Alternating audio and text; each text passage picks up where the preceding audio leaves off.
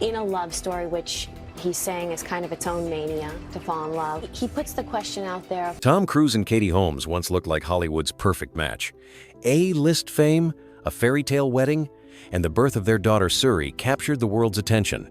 But behind the flashbulbs and red carpets was a storm no one saw coming. After their sudden split, one question refused to fade. Why did Tom disappear from his daughter's life? Now, more than a decade later, Suri has just turned 18 and made a decision so bold, it reportedly left even her father blindsided. What happened between Tom and Suri? Did Scientology drive them apart? And what message was Suri really sending with her latest move? What you're about to hear changes everything you thought you knew. When Katie Holmes met Tom Cruise, it felt like a dream come true. She was fresh off the success of Dawson's Creek, still glowing from her girl next door image, while Tom was one of the biggest movie stars on the planet. But this wasn't just a love story. It was a turning point that would shape and ultimately fracture both of their lives. Long before they met, Katie had called Tom her dream man in a teenage magazine interview. So when her engagement to actor Chris Klein quietly ended and she was suddenly seen on Cruise's arm, the tabloids exploded. Fans were swept away by their whirlwind romance. But few knew how deeply entwined Cruise's personal life was with the controversial Church of Scientology. Before Katie, Tom had already gone through 2 failed marriages. First with Mimi Rogers, then with Nicole Kidman. Both relationships, insiders claimed, collapsed in part due to disagreements over Scientology. Tom's devotion to the church wasn't just casual, it was defining. According to former members, the church didn't just support his love life, it allegedly shaped it. Vanity Fair reported that Scientology officials once auditioned women to date Tom, including actress Nazanin Boniadi, who reportedly endured strict monitoring and bizarre vetting processes. The church denied orchestrating anything, but the rumors refused to die down. Even Scarlett Johansson's name was dragged into it, something she called completely false and demeaning.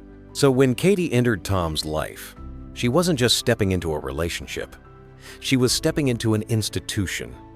Being with Tom meant being with Scientology, and early signs suggested she was willing to adapt. The public watched as she transformed, seemingly overnight, trading her casual Ohio charm for a more refined, reserved version of herself. But behind closed doors, the rules were already being written. Tom wasn't just a partner, he was a believer, and his world came with strict expectations. For Katie, that meant more than just adjusting to a superstar's lifestyle. It meant learning to live under a system where privacy was rare, independence was limited, and everything, including love, came with conditions. By 2005, Tom and Katie's romance was everywhere. But it was one television moment that made their relationship truly unforgettable. Tom Cruise walked onto the set of The Oprah Winfrey Show, flashing his signature grin and charming confidence. But what started as a simple interview quickly spiraled into something no one expected. As he gushed about his love for Katie, he suddenly leapt onto Oprah's couch, literally bouncing with excitement. It was wild, spontaneous, and instantly iconic. The moment went viral before viral was even a thing. Some viewers thought it was cute, others cringed. But behind the laughter and memes, there was something more unsettling. This wasn't just a celebrity showing off his feelings. It was a man so deep in his beliefs, in love, and possibly in control, that boundaries didn't seem to exist. Backstage, Katie appeared on cue, shy and smiling, as Tom beamed with pride. But even then, critics noted how little she spoke. Everything was about Tom. His emotions, his excitement, his world, and that world kept getting stranger. Just a few months later, he proposed to Katie at the Eiffel Tower. There was no classic down on one knee moment, but Katie walked away with a 5-carat yellow diamond ring. Shortly after, the couple announced they were expecting their first child. That's when the headlines turned from romantic to bizarre. Tom revealed that he had purchased a sonogram machine to monitor Katie's pregnancy at home. Medical professionals raised concerns. Those machines weren't toys. They were meant to be used by trained doctors, not curious parents. Tom promised to donate it to a hospital later, but the damage was done. People began to ask, how much control did he have over Katie's life? The questions grew louder when Suri was born in April 2006. under what the Church of Scientology called a silent birth. No words, no cries, just complete silence, based on a belief that noise during delivery could traumatize the baby. Katie reportedly agreed to it, but many wondered, did she really have a choice? It was a picture-perfect family on the outside, but the cracks were growing, and Hollywood insiders started to whisper, was this marriage based on love or control? At first, it looked like Katie Holmes had it all, an A-list husband, global fame, and a daughter the world adored. But beneath the glossy magazine covers and red carpet smiles, the warning signs were hard to miss. Katie began to disappear, not from the public eye, but from herself. Interviews became awkward, her words felt rehearsed, and those who knew her best said she no longer sounded like Katie at all. The spark that once defined her was flickering. Insiders whispered about the strange restrictions in her life. Wherever Katie went, she was rarely alone. According to former Scientologists and Hollywood sources, she was constantly monitored, shadowed by people allegedly connected to the church. These weren't bodyguards, they were watchers. Every move, every meeting, every moment was, reportedly, under quiet surveillance. Friends she'd known for years were suddenly gone. Even family members found it harder to reach her. One chilling moment came when journalist Maureen Orth shared her impressions after a dinner with Tom and Katie in 2010. When Orth asked if they ever just went out like normal people, Katie responded simply, "Oh, we don't go outside very much." It wasn't just an answer. It was a glimpse into a life where spontaneity no longer existed. Even more concerning was how Katie spoke about Tom. In every appearance, it was the same. Tom was amazing. Tom was incredible. Again and again. It started sounding less like love and more like programming. Journalist Deb Baer, who had interviewed Katie during her Dawson's Creek days, was stunned by the difference. The bubbly, expressive teen she once knew now seemed robotic and distant, as if the real Katie had been locked away. And then came the voices from inside Scientology itself. Jenna Miscavige Hill, the niece of the church's leader and a former member, spoke out. She knew the cost of being raised in that world. The emotional control, the fear, the silencing. When she saw Katie's transformation, she didn't see a starlet losing her spark. She saw a woman trying to survive. And she knew deep down that escape wouldn't be easy. But in 2012, Katie did something no one expected.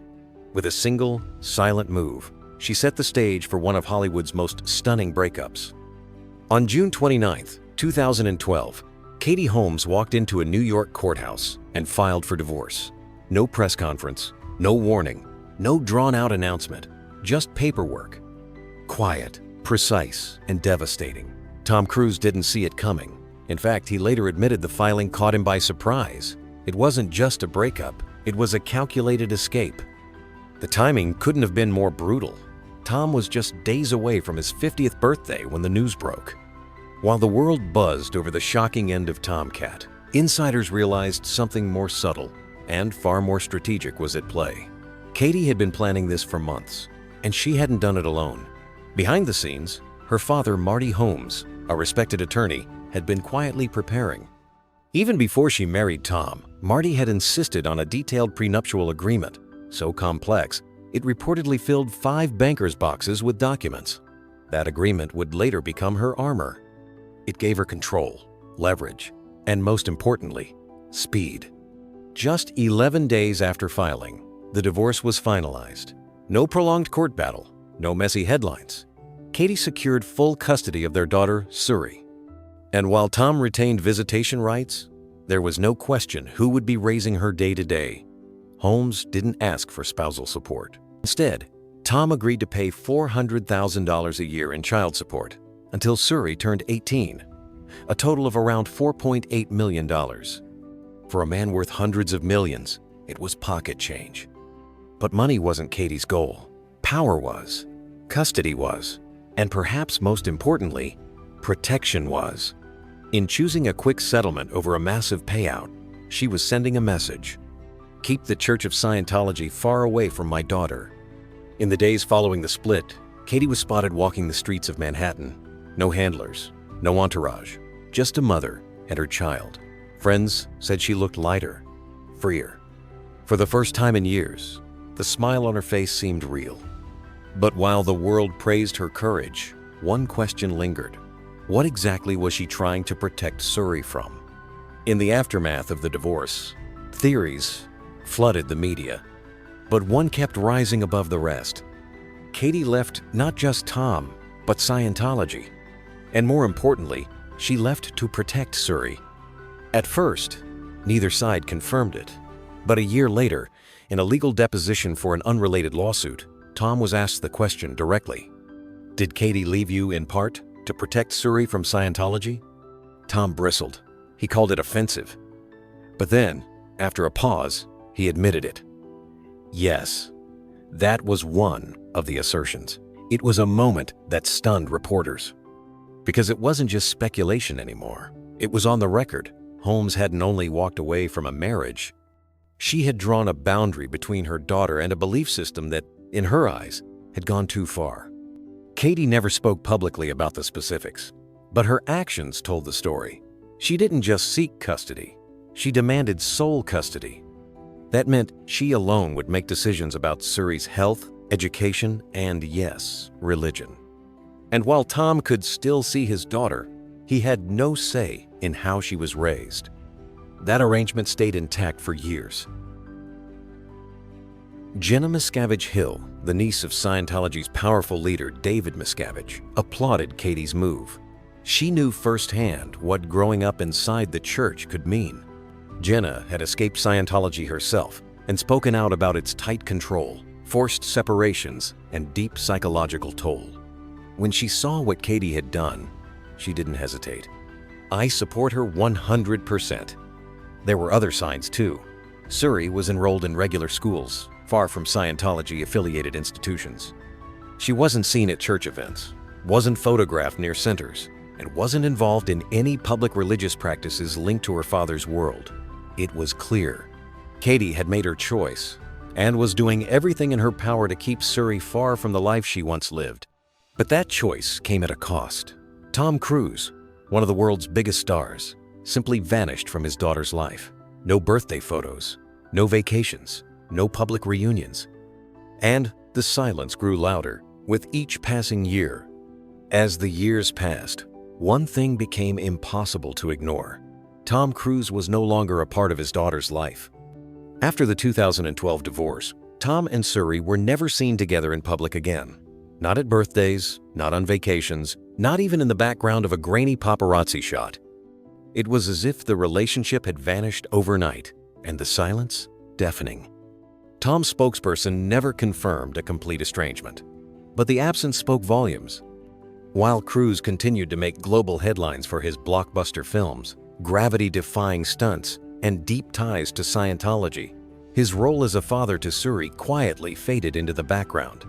Insiders claimed he still loved her deeply and hoped to reconnect, but year after year, nothing changed. Meanwhile, his relationship with his two adopted children, Connor and Isabella, from his previous marriage to Nicole Kidman, remained intact. Both were active members of the church, which many believe is no coincidence. Isabella, now a visual artist living in London, stayed mostly private but publicly supported Scientology. Connor, a DJ and deep-sea fishing enthusiast, was often seen with Cruise, riding in helicopters, attending sports events, and living what appeared to be a close father-son dynamic. But when it came to Suri, nothing. In 2019, Cruise was photographed in London with Connor, boarding a private helicopter. The images circulated worldwide. Fans asked the same thing. Why hasn't he done the same with Suri? Why hadn't there been even a moment, one photo, one dinner, one birthday that showed they were still in touch? Many pointed to Scientology's reported practice of disconnection. Former members, including Leah Remini and Jenna Miscavige Hill, have claimed that the church encourages, or even enforces, cutting off ties with those who leave or criticize the organization. If true, it would explain the eerie silence between Tom and his daughter. But there was still hope. After all, Suri was growing up, and soon she'd become an adult, free to make her own choices. And when that moment came, she made one that no one could have predicted. If you're finding this story eye-opening so far, consider hitting the like button. It really helps grow the channel and enables us to bring you more powerful stories just like this. On April 18, 2024, Suri Cruise turned 18. For most teenagers, it's just a birthday. For Suri, it marked the official start of adulthood and the end of Tom Cruise's legal obligations. His child support payments, which had totaled $400,000 per year since the divorce, were now finished. But that wasn't the part that made headlines. What caught everyone off guard was the quiet but powerful statement Suri made next. She dropped the name Cruise. Public records and eyewitness accounts began confirming the change. Suri Cruise was now going by Suri Noel, taking her mother's middle name. No press release, no announcement, just a single, silent gesture. But the message was deafening. It was more than just a name change. It was a break, a declaration of independence, a closing of the chapter she never chose to be written into. According to Page 6, a source close to the family explained that Suri wanted to create her own identity, one not tethered to her father's fame, his belief system, or the last name that followed her everywhere. She feels proud to carry a name connected to her mother, the insider said. And for those who had followed the story for over a decade, the meaning was clear. Suri had chosen a side. Katie, who had raised Suri almost entirely on her own, never pushed for this. But she had always made it clear how much she valued her daughter's autonomy. In interviews, she spoke lovingly about Suri's spirit, her creativity, and her strength. "She's my heart," Katie told Glamour in 2023. And it was that heart, shaped by years of protection and quiet resilience, that led Suri to reclaim control of her own narrative. Social media lit up with reactions. Some applauded the decision. Others questioned whether Tom would respond. But the actor, true to form, stayed silent.